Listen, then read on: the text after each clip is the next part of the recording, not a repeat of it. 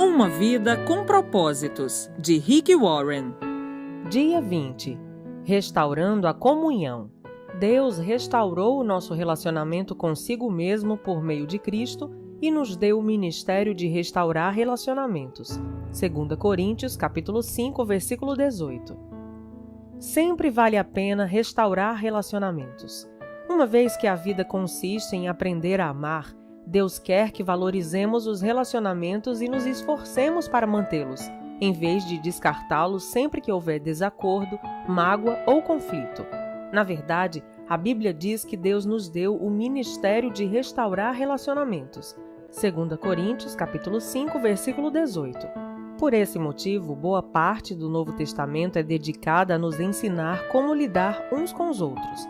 Paulo aconselha: se vocês receberam algo bom por seguir a Cristo, se o amor dele fez alguma diferença na vida de vocês, se estar numa comunidade do Espírito significa algo para vocês, se vocês têm um coração, se vocês se importam uns com os outros, façam-me um favor, concordem um com o outro, amem um ao outro, sejam amigos de verdade. Filipenses capítulo 2, versículos 1 e 2. Paulo ensina que a habilidade no trato com as pessoas é um dos traços do cristão maduro. Romanos capítulo 15, versículo 5. O desejo de Cristo é que sua família seja conhecida pelo amor entre seus membros. Por isso, romper a comunhão é um testemunho deplorável para os não-cristãos. Esse foi o motivo de Paulo ficar tão envergonhado quando os membros da igreja de Corinto se dividiram em facções opostas, chegando até mesmo a brigar na justiça comum.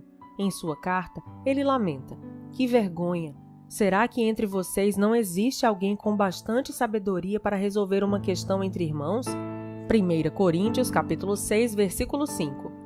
Ele ficou escandalizado ao descobrir que não havia ninguém maduro na igreja para resolver o conflito pacificamente. Na mesma carta, declara: tenho uma preocupação séria a compartilhar com vocês, meus amigos, pela autoridade de Jesus nosso Senhor. Tentarei ser o mais direto possível. Vocês precisam aprender a entrar em acordo. Devem ter consideração uns pelos outros, cultivando a vida em comum. 1 Coríntios, capítulo 1, versículo 10. Se você deseja a bênção de Deus em sua vida e quer ser conhecido como filho de Deus, aprenda a ser um pacificador. Jesus disse: Deus abençoa os que trabalham pela paz, pois eles serão chamados filhos de Deus. Mateus capítulo 5, versículo 9. Note que Jesus não disse: bem-aventurados os que amam a paz, pois todo mundo ama a paz.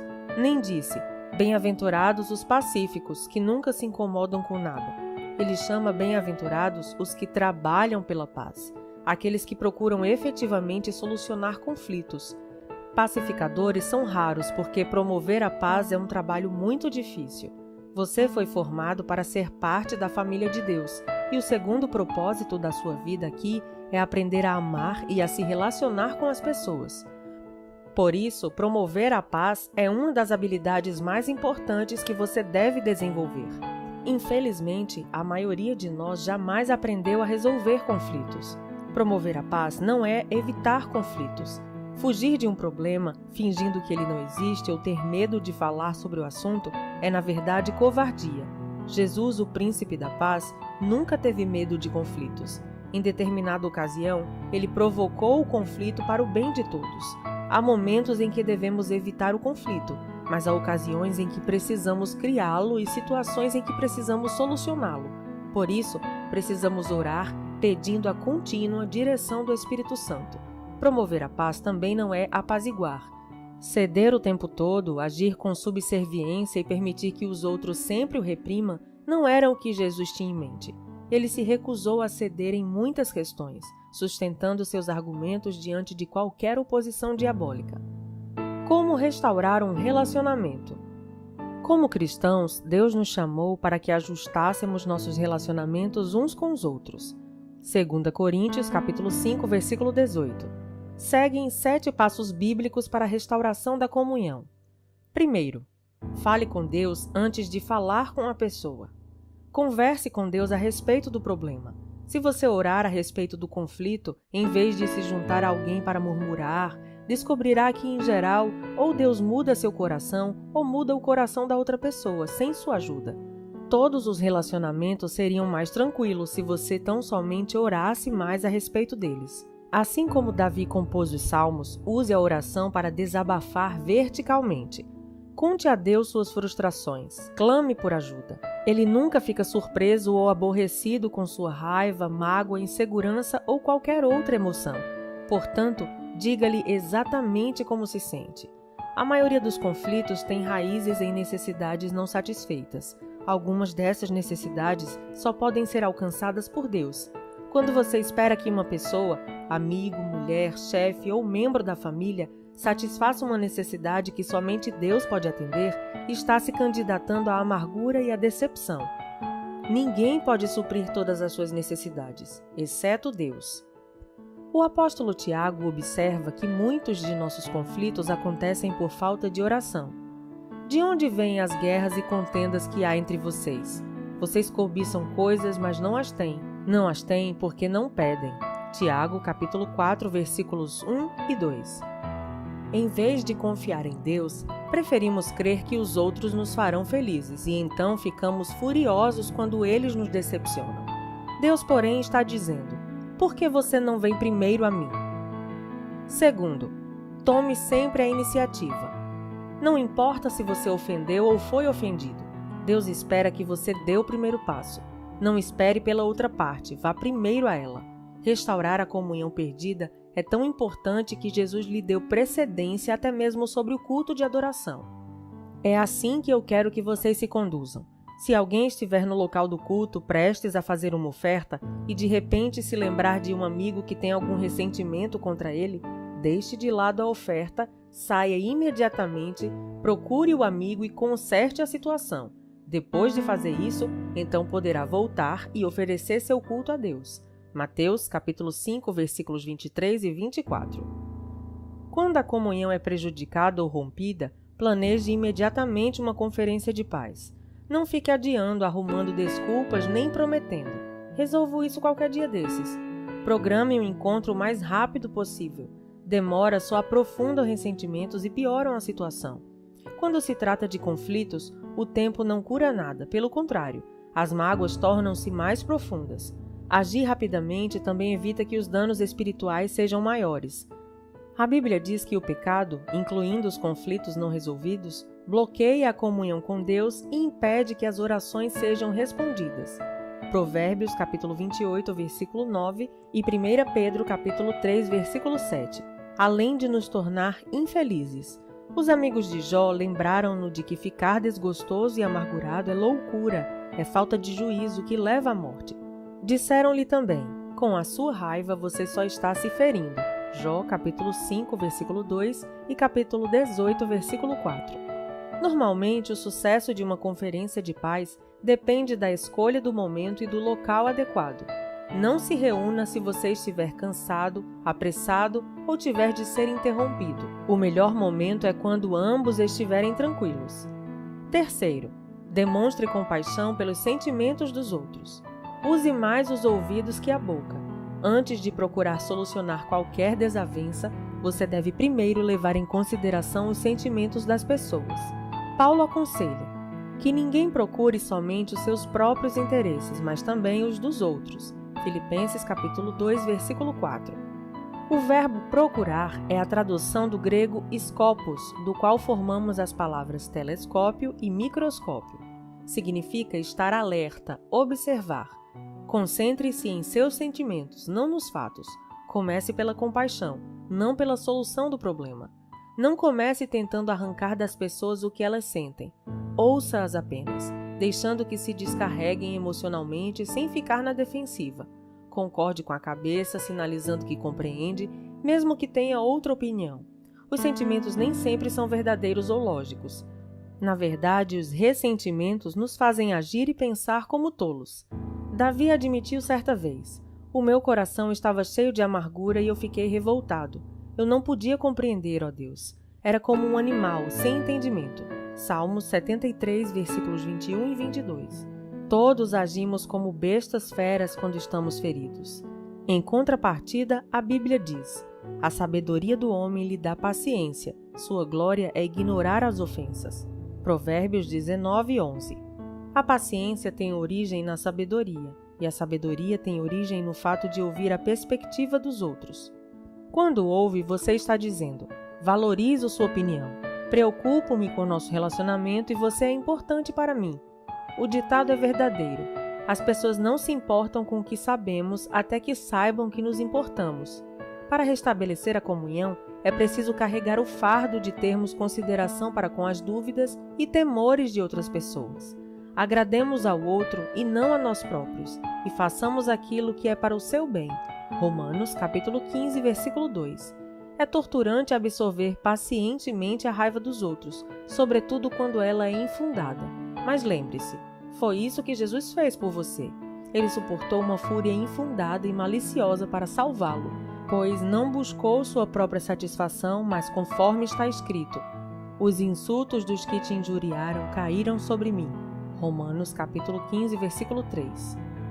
Quarto, confesse sua parte no conflito. Se você realmente deseja restaurar um relacionamento, comece admitindo os próprios erros e transgressões. Jesus disse que essa é a forma de ver as coisas com mais clareza. Primeiro, tire a viga de seu olho e então talvez você enxergará suficientemente bem para tirar o cisco do olho do seu amigo. Mateus capítulo 7, versículo 5. Já que todos temos pontos cegos, você precisará pedir a uma terceira pessoa que o ajude a avaliar suas ações antes de se encontrar com quem tem um conflito. Também peça a Deus que lhe mostre quanto você mesmo contribuiu para o problema. Pergunte: sou eu o problema? Estou sendo irrealista, insensível ou sensível demais? A Bíblia diz: se afirmarmos que estamos sem pecado, enganamos a nós mesmos e a verdade não está em nós. 1 João, capítulo 1, versículo 8. A confissão é uma ferramenta poderosa para a reconciliação. Não raro, a forma de lidarmos com o conflito cria um problema ainda maior. Quando você começa admitindo humildemente os erros, isso neutraliza a raiva da outra pessoa e a deixa desarmada, porque ela provavelmente esperava que você ficasse na defensiva. Não dê desculpas nem transfira a culpa. Apenas confesse sinceramente qualquer participação que tenha tido no conflito. Aceite a responsabilidade pelos erros e peça perdão. Quinto, invista contra o problema, não contra a pessoa. Não há como solucionar o problema se você estiver preocupado em identificar a culpa. Você terá de fazer uma escolha. A Bíblia diz: a resposta cortês abranda a fúria, mas a língua afiada incita a ira. Provérbios capítulo 15, versículo 1. Você nunca se fará entender estando zangado, por isso escolha cuidadosamente as palavras. A resposta branda é sempre melhor que o sarcasmo. Na solução de conflitos, a maneira de falar é tão importante quanto o que se fala. Se você expressar de forma ofensiva, a outra pessoa ouvirá de forma defensiva. Deus nos diz: quem tem um coração sábio é conhecido como uma pessoa compreensiva. Quanto mais agradáveis são as suas palavras, mais você consegue convencer os outros. Provérbios capítulo 16, versículo 21. Irritar as pessoas jamais funciona, e você nunca é persuasivo quando é rude. Durante a Guerra Fria, ambos os lados concordaram em que algumas armas eram tão destrutivas que jamais deveriam ser usadas. Atualmente, as armas químicas e biológicas foram banidas, e os estoques de armas nucleares estão sendo reduzidos. Para o bem da comunhão, você deve destruir seu arsenal de armas nucleares relacionais, ou seja, condenar, menosprezar, comparar, rotular, insultar, ironizar, reagir com sarcasmo. Paulo resume tudo isso desta forma: não digam palavras que fazem mal aos outros, mas usem apenas palavras boas que ajudem os outros a crescer na fé e a conseguir o que necessitam, para que as coisas que vocês dizem façam bem aos que ouvem. Efésios capítulo 4, versículo 29. Sexto, coopere tanto quanto possível. Paulo disse: façam todo o possível para viver em paz com todas as pessoas. Romanos capítulo 12, versículo 18. A paz sempre tem uma etiqueta de preço. Às vezes custa nosso orgulho e quase sempre custa nosso egoísmo. Pelo bem da comunhão, faça o melhor que puder para chegar a um acordo. Adapte-se aos outros e mostre preferência pelas necessidades deles. Uma paráfrase da 7ª bem-aventurança de Jesus diz: abençoados são vocês que conseguem mostrar que cooperar é melhor que brigar ou competir. Desse modo, Irão descobrir quem vocês realmente são e o lugar que ocupam na família de Deus. Mateus capítulo 5, versículo 9. 7 e último. Enfatize a reconciliação, não a solução. É ilusão esperar que todos concordem a respeito de tudo. A reconciliação atém-se ao relacionamento, enquanto a solução está vinculada ao problema. Quando focamos a reconciliação, o problema perde importância e não raro se torna irrelevante. Podemos restabelecer um relacionamento mesmo quando somos incapazes de resolver nossas diferenças. Os cristãos muitas vezes têm discordâncias sinceras e legítimas, além de anunciar suas divergências.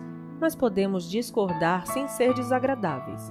O mesmo diamante tem diferentes aspectos quando visto de diferentes ângulos.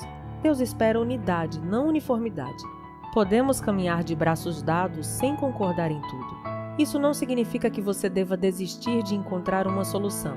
Talvez você precise continuar conversando e até mesmo discutindo, mas faça isso com o espírito de harmonia. Reconciliação significa fazer as pazes, não necessariamente esquecer o assunto. Depois de ler esse capítulo, com quem você acha que precisa entrar em contato? Com quem você precisa restaurar a comunhão? Não demore nem mais um segundo. Faça uma pausa agora mesmo e converse com Deus sobre essa pessoa. Então, pegue o telefone e comece o processo. Esses 7 passos são simples, mas não são fáceis. É necessário muito esforço para restaurar a comunhão com alguém. Foi por isso que Pedro recomendou: esforcem-se para viver em paz com os outros. 1 Pedro capítulo 3, versículo 11. Quando você tenta promover paz, está fazendo o que Deus faria. É por isso que os pacificadores são chamados filhos de Deus. Dia 20. Pensando sobre meu propósito de vida. Tema para reflexão. Sempre vale a pena restaurar os relacionamentos. Versículo para memorizar. Façam todo o possível para viver em paz com todas as pessoas. Romanos capítulo 12, versículo 18. Pergunta para meditar. Com quem estou precisando restaurar meu relacionamento? Até o próximo áudio.